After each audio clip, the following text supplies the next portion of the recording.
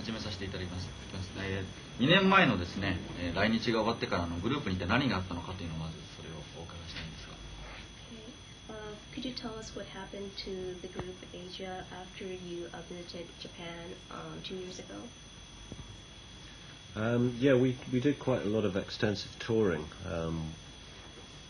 We went to Moscow shortly afterwards, where we did the live album, and then we went on to do a South American tour, and we played in Europe as well. And I think at that time, I think John Wetton got a little bit disillusioned with the situation, and he effectively left the group round about just over a year ago, moved to LA, Los Angeles, and it was about that time that I suppose I had a decision to make whether to continue with the group or not, and I spoke to John, yeah, and I think we decided that we should continue the tradition of the group and the tradition of Asia, and I think it's worked out certainly better than I thought it would at the time, and we're very happy with the way things have gone. ですね、その間っていうのは、いろんなツアーをやってたんですけども、日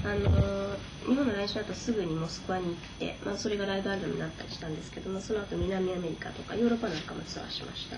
で、その間、ジョン・ウェットの方がちょっと状況にかなり幻滅し始めて、それで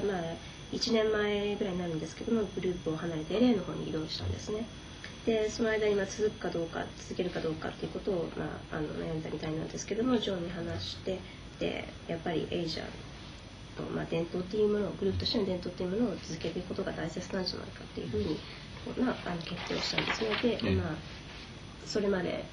でから、そして今までの状況に関してはもう非常に満足しているっていうことです。パットスロールの脱退の理由なんていうのは何かあったんでしょうか。 What was the reason that Pat left the group? Well, I think part of the difficulty was Pat's was living in the States, and he was working with, apart from working with us, he was working with quite a few other people as well. He was working with Meatloaf. So in between doing our tours, he'd be working with other people. He's very much a sort of American session guy. He's very much a session player, I think, yeah. So he started working, I think, about a year or so ago with Curtis Stigers, and in a way, because we were going through a whole rebuilding process of Asia, and I think Asia had reached a certain point about a year ago where, the sort of then and now chapter, it's kind of ended in a way. That particular version of Asia was at an end, and I think we really wanted to rebuild it from quite a sort of small level, and as I say, Pat didn't as much as leave as went on to do other things, and was doing during the time of Asia. So that's really pretty much the Pat Thrall story, as far as that's concerned. そうですね、一つの理由っていうのは、パットっていうのはアメリカに住んでたっていうことなんですね。で、エイジャ以外にも他のグループなんかでも活躍してて、ミートローフなんかでも活躍してたので、ツアーの合間に他のグループでなんかやってたりとかしてたんですね。だからどちらかというとアメリカのセッションプレイヤーっていうような感じが強かったんです。で、1年前にやっぱりパットがDid you say Curtis Stigers? Curtis Stigers, yeah. Yeah, he's playing with Curtis Stigers now, actually. で、今でもやってるらしいんですけども、彼と一緒にやってて、で、エイジャっていうのがこう再構築しようっていう、なんていうのかな、変えていこうっていったちょうどその過程だったので、自分たちにとってはこう一つのショーが終わった、そのバージョンのエイジャっていうのは終わったっていうふうに考えたんですね。で、やっぱり小さなレベルから少しずつ変えていこうっていうことで、で、パットが離れたっていうことで、また新たなショーっていうことに。で今日本のファンの間で果たしてカール・パーマーは本当に一時的に脱退したのか、それともまた戻ってくるのかっていうのは結構話題になってるんですが、この辺に関しては。And also, a lot of the Japanese fans are concerned whether Karpama has, tentatively left a group, or he left the group permanently. Well, really, I think we've been in a position where obviously Carl played on the record. He's very much, has been an integral part of the group, as you know, since its inception in 1982. We've invited him to do certain dates with us, but his commitments with the LP, I think, are, at the moment, they're too great for him to actually do that. I think really, it's a lot of it is down to Carl himself. How he sees his career developing. But in the meantime, we're going to continue and build Asia back into a, from almost like a new group in a way.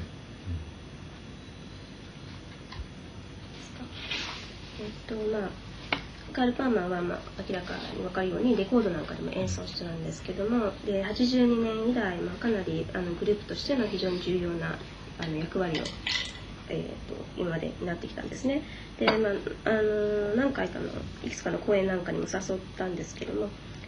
ELP の方でもやっぱり活躍しなきゃいけないということで、そういうその方の義務もあるでしょうし、だから結局カール自身がどのように自分のキャリアを発展させていこうかというふうに考えているということにもよると思うんですよね。でもエイジャとしては一応全く新しいグループのような感じでもう一回再編成したいというふうには思っています。ジョン・ペインさんは正式にエイジャに加入したんでしょうか。Okay, is Mr. John Payne the official member of Asia? Oh yes, Jeffrey. でですね、日本のファンの人にとってもジョン・ペインさんって初めてだと思うので、これでジョン・ペインさんに自己紹介をしていただきたいんですが、自分のバックグラウンドとか。Could you introduce yourself to Japanese people, because I think that not many people, like many Japanese people, really know your musical backgrounds. Sure. Hi, I'm John Payne from Asia. I've now been in Asia for almost a year, virtually to the day, and I'm very proud to be part of the whole Asia machine and part of the new history of Asia. And Geoff and I plan to be working on Asia for a long time into the future. My musical history, which will not be known of at all in Japan. I've been working a lot with people in England and a bit in America. I sessioned on a few people's albums like Roger Daltrey, Under a Raging Moon, and I'd worked with Jeffrey before, about 3 or 4 years ago, and recently I had a band with Andy Nye from the Michael Schenker Group and Clive Burr from Iron Maiden, and I was doing some concerts in London, and Geoff came down to see me. This was about 18 months ago, and then since then Geoff had asked me to join the group, so I'm very happy to be part of Asia, and I'm really enjoying it.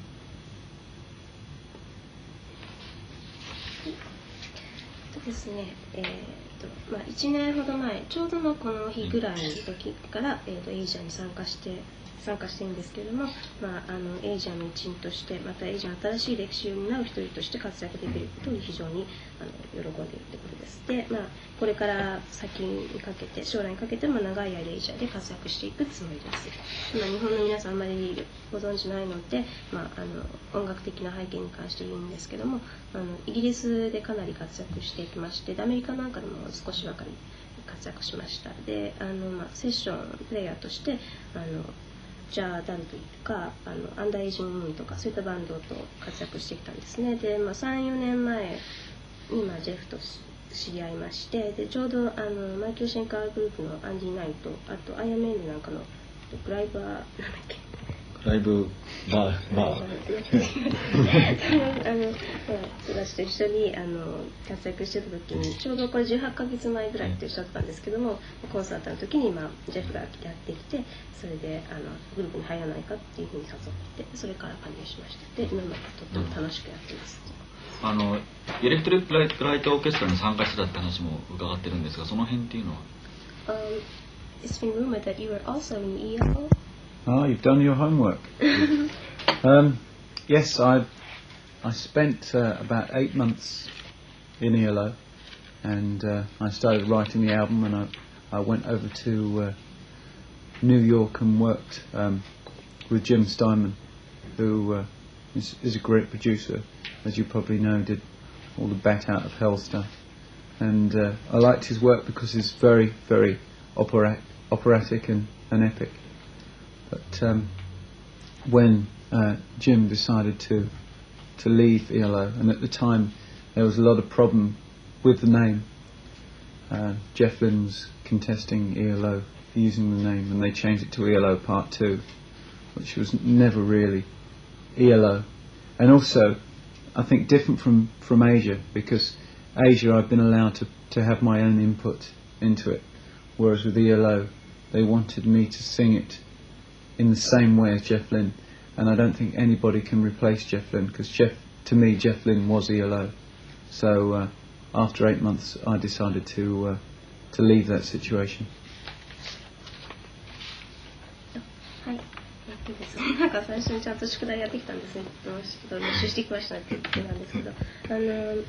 ちょうどですね、8ヶ月前ぐらいかな。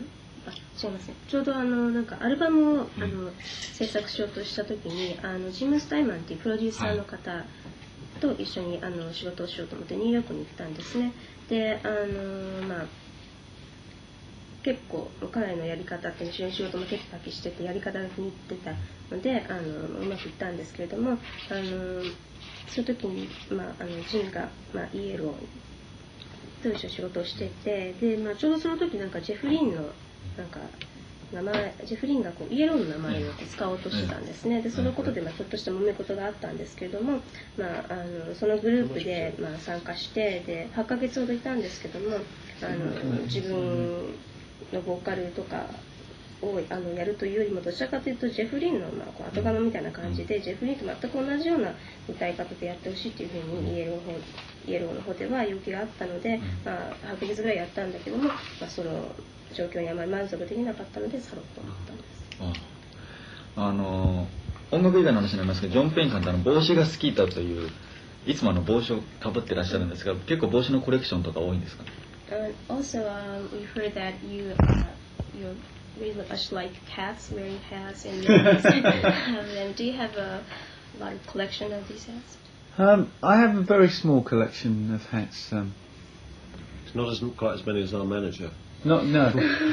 I think I've got Sir a Harry. running battle with Sir Harry at the moment on a hats collection. I've got 3 main hats, which is one which I just put on now, which is an Indian medicine man's hat, which you've probably seen pictures of.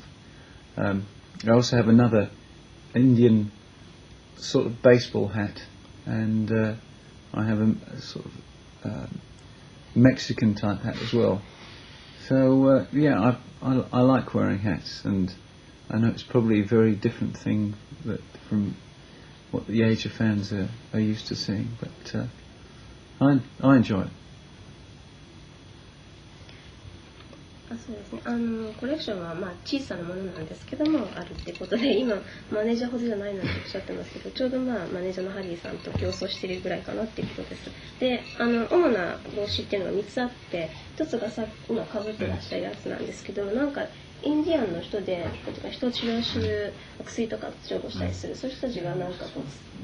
かぶるものなんですね。でもう一つっていうのがインディアンの野球帽で、もう一個っていうのはあとメキシカンタイプのものを持っているってことです。でこういった帽子っていうのはあんまりエイジアのファンの人にとって見られないものなんですけども、自分個人としてはそう楽しんでます。で今ちょうどあれなんですね、ジェフ・ダンさんがそのジョン・ペインさんをグループに加入させようと思ったそのきっかけみたいなっていうのは何かあるんでしょうか？ What made you want to ask John to come into Asia and play with you? Well, I think because when we started working together about 4 years ago, we didn't really, we sort of hit off a working relationship, but I don't think we quite knew at the time what would be the vehicle for that. I mean, at one time we thought maybe John should do it as a solo artist, or else we should form another band. I mean, this is going back about 3 or 4 years now. I think it was only really when I suppose John went and decided to leave, and Asia was effectively without a vocalist, and it was really, at the time, it was really just me. I mean, Carl had started working with ELP. I think that was really the time that I felt John would be not only a good replacement, but also an innovative change for the group, so that all of a sudden it enabled us to have a new start with a vocalist that was different from John Wetton, but also of the sort of quality of musicians that had been through Asia before, and that was really what sold me, and it was more down to whether John was going to do it or not. And when he said, yeah, let's give it a go, then that was the time I felt confident that Asia was going to rebuild Asia, and it's going to be a group to be reckoned with in the 90s, and that's really certainly what I want to do with the group is in a way re-establish it in the 90s. We had a long period in the 80s where in a way we got complacent and there were problems within the group, but I think really all that's over now. I think we've got a new start, and that's in a way is what's exciting for me, is that we've got this new start. And I think proof of the pudding is really listening to the album, to hear the energy that's coming through the group now, which is I think is a fresh energy.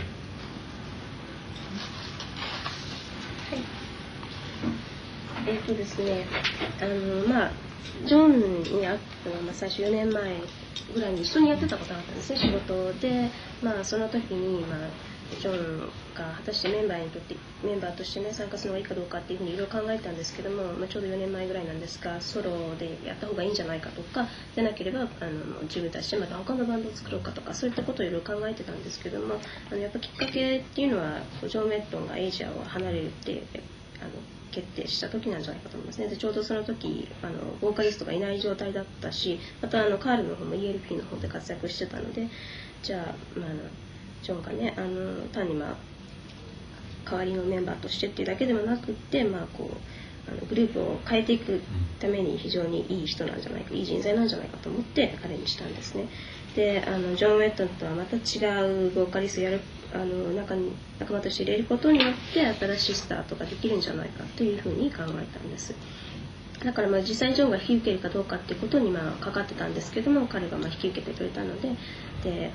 90年代にとって受け入れられるグループとしてもう一回エイジを再編成していこうっていう意味では非常に良かったと思いますね。でずっと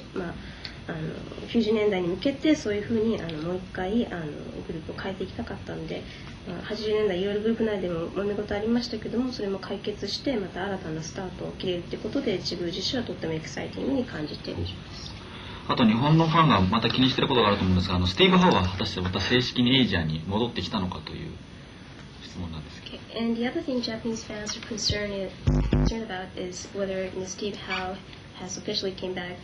to play with Asia. Well, Steve is with us at the time being. He's only just sort of come back to work with us, so I think it's too early to say whether he'll stay or not. I mean, I think the main thing is that he obviously has his commitments with Yes. He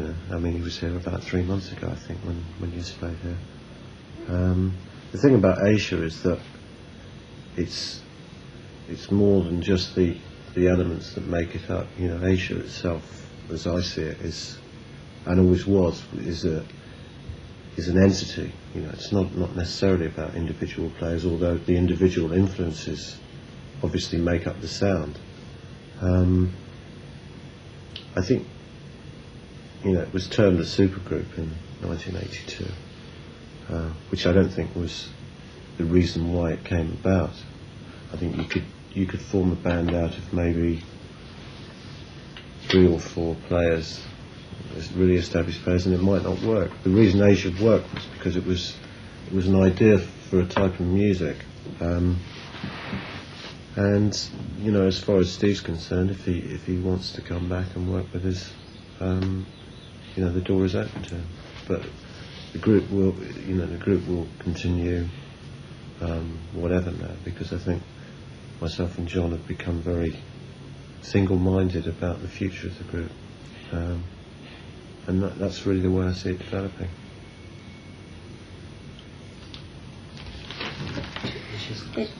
あと2つほ